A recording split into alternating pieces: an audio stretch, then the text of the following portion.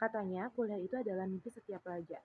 Nyatanya rasanya kayak ikutan lomba lari yang panitianya hobi ngasih rintangan dadakan.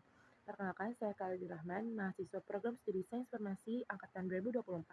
Pada kesempatan kali ini, saya ingin menceritakan sedikit perjalanan saya dari mulai gap year hingga saya bisa duduk di kelas Sains Informasi UPN-PJ. Pengalaman yang penuh dengan ketakutan, kebingungan, dan sedikit keberuntungan. Jadi ceritanya tahun 2023 harusnya saya udah jadi mahasiswa.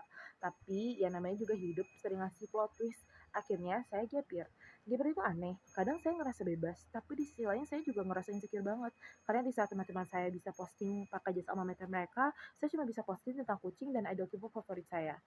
Terus saat saya udah siap buat coba lagi nih, sistem SNBT malah berubah. Dari yang tadinya 2 pilihan jadi 4 pilihan. Katanya sih biar lebih fleksibel, tapi menurut saya yang masih trauma, itu kayak cuma nambah satu opsi buat saya gagal. Dan lucunya, saya hampir juga nih nggak dapet jadwal. Jadi di saat yang lain sibuk cari teman satu ruangan dan satu jadwal, saya sibuk refresh halaman pendaftaran. Pas lolos, saya senang banget. Tapi pas satu kante, saya sadar kalau kebahagiaan itu selalu disertai sama tagihan. Akhirnya saya ngurus surat keringanan, proses yang panjang banget. Untungnya sih berhasil. Dari situ saya juga belajar kalau perjuangan itu nggak berhenti pas keterima. Justru malah baru mulai. Sekarang saya resmi jadi mahasiswa sains informasi. Apakah masih insecure? Pastinya. Tapi saya sadar kalau semua orang itu punya waktunya masing-masing. Kesimpulannya, perjalanan ini ngajarin saya kalau gagal setahun itu bukanlah akhir dari dunia. Kadang waktu istirahat itu justru bagian dari proses agar kita siap untuk jalan lebih jauh. Saya masuknya emang telat, tapi mungkin itu adalah waktu yang pas. Waktu saya cukup sadar, tenang, berani, dan cukup siap untuk melewati segala rintangan yang ada.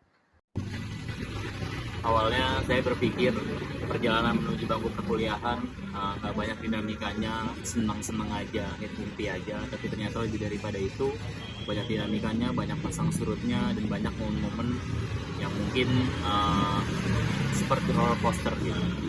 Perkenalkan, nama saya Sohiri Omad Perdana. Saya dari mahasiswa program studi Sains Informasi yang angkatan 2022 dan juga kebetulan sedang menjabat dan mengambil bagian menjadi wakil ketua dan eksekutif mahasiswa FISIP Universitas Jakarta 2025. Dan tentunya perjalanan saya di sini juga menarik. Mungkin tanpa berlama-lama lagi, saya ingin bercerita tentang dan saya menuju bangku perkuliahannya. Awalnya saya sudah mendaftarkan diri di salah satu kampus swasta di Bandung yang bernama Universitas Logistik Bisnis Internasional. Kenapa daerah saya mencoba mendaftarkan di situ? Karena ya sesuai mungkin dengan kesukaan saya dan juga salah satu minat saya dengan finansial dan juga terkait hal-hal ekonomi. Setelah itu mendaftarkan diri dan akhirnya terdaftar menjadi mahasiswa di sana, tapi ternyata saya menimbulkan banyak keresahan-keresahan dalam diri saya, gitu. Seperti finansial dan juga bagaimana ketakutan-ketakutan hidup di sana seperti apa yang dibutuhkan. Dan satu waktu saya sedang membuka Instagram dan mendapatkan informasi tentang pendaftaran saya informasi. Dan setelah itu saya coba daftar yang awalnya saya hanya sebagai self reward aja karena saya keterima di kampus negeri. Tapi ternyata justru malah jadi pemikiran saya selanjutnya dengan rasionalisasinya adalah ketakutan finansial di sana yang mungkin lebih besar, banyak keluarannya, dan pada akhirnya saya memantapkan diri untuk mendaftarkan diri di program studi saya informasi dan pada akhirnya masuk. Kemudian saya percaya dengan banyak dinamika yang sudah dilewati, sudah banyak dinamika yang sudah dilalui, dan pada akhirnya saya mendapatkan itu di kampus yang saya pilih ini, di UPN Jakarta. Saya menjalani perjalanan yang jauh dari kata lulus. Banyak ragu, banyak takut, dan banyak merasa tertinggal daripada yang lain.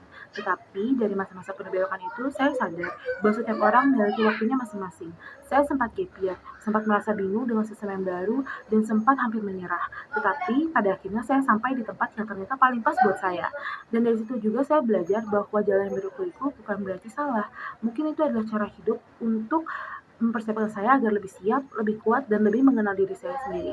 Kesimpulannya, meski start saya berbeda, saya tetap bergerak maju, dan itu adalah hal yang paling penting. Saya juga tumbuh dari banyaknya dinamika perjalanan, dari banyaknya pasang surut kehidupan.